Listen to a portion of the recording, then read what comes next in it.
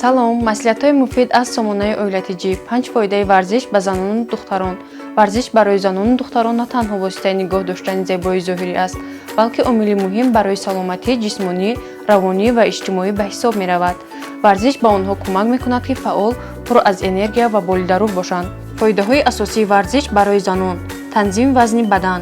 Варзиш равғанҳои зиёдатиро месӯзонад ва шуморо аз мушкилии фарбеҳӣ наҷот дода, вазнатонро дар ҳолати мӯътадил нигоҳ медорад. қавӣ шудани мушакҳо ва устухонҳо.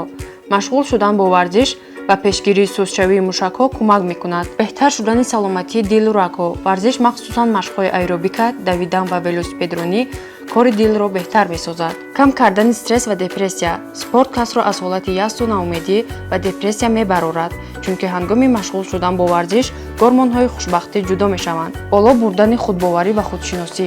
Заноне ки машқ мекунанд, худро зеботар ва нерӯманд эҳсос мекунанд. Хулоса, пеш аз оғози варзиш бо духтор ё мутахассиси тиб маслиҳат кунед. Либоси мувофиқ ва пойафзоли варзишӣ пӯшед. Ҳангоми машқ кардан об нӯшед. Баъд аз машқ истироҳатро фаромӯш накунед.